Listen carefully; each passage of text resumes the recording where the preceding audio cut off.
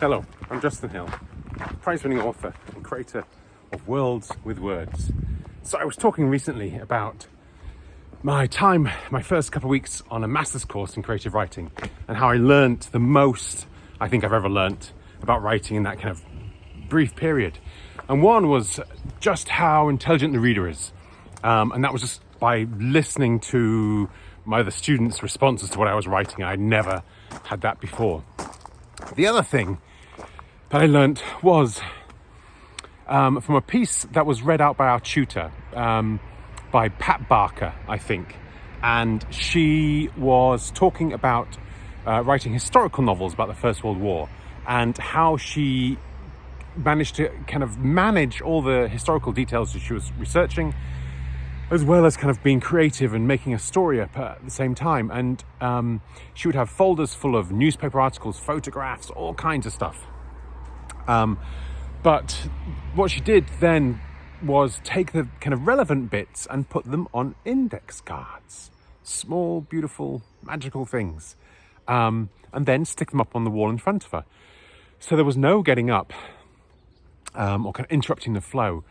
Because when you're writing and the kind of the poetry is coming and you're immersed in the scene, the last thing you want to do is kind of hunt through a book and, find the book.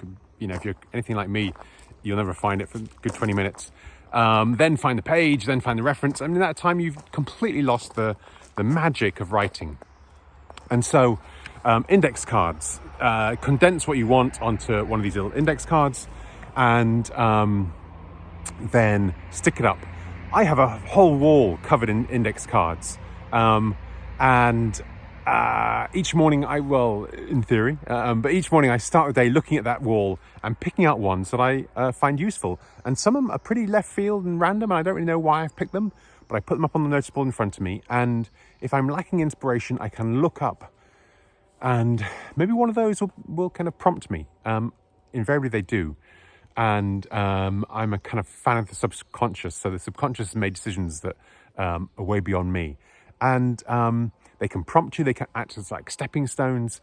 And if you're feeling really ballsy, and I've started doing this again, I stopped for a long time, like 20 years. But with my first novel, if I was over-editing a scene, I would think, you kind of kill the joy, or you edit the fun of the language out. And so what I would do, I would go through it and I would pick out sentences or details that I really liked from that passage. Then I would delete the whole thing, and using those details as kind of signposts or stepping stones, whatever you want to think about it, I would rewrite the whole thing. And that's balls.